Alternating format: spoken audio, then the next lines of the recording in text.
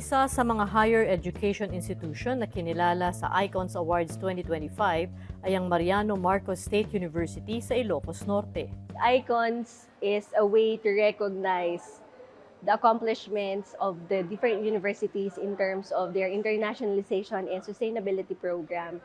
And I think Icons plays a very important role para i-enhance pa ng mga universities yung mga internationalization and sustainability programs nila. Noon pa man, hindi na matatawaran ang mga naging kontribusyon ng MMSU sa pag-angat ng estado ng higher education, hindi lamang sa Ilocos Region, kung hindi sa buong bansa.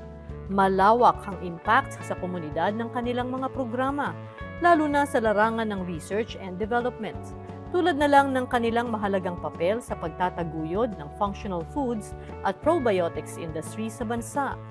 Sa tulong ng CHED, nabuo ang kanilang Functional Foods and Nutraceutical Research Center at ang Center for Cellular and Molecular Medical Research, na siyang magsisilbing modelong mga laboratorio sa iba pang SUC sa ibang rehiyon.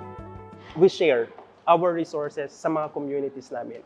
So pumupunta sila sa university, yung mga high schools, mga DepEds, local government units. It's a blessing from the national government. And we are doing well sa lab because we are receiving awards naman locally and internationally.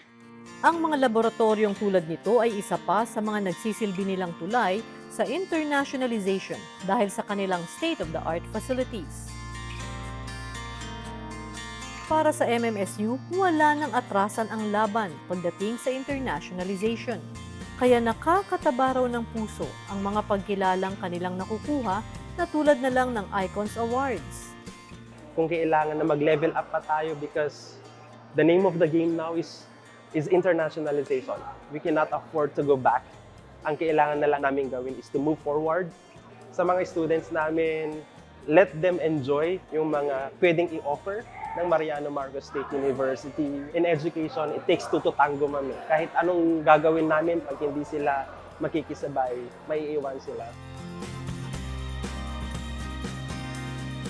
Will reach the top again as one of the best education institutions, not only in the Philippines, not only in Southeast Asia, but of course will mark our trademark all over the world.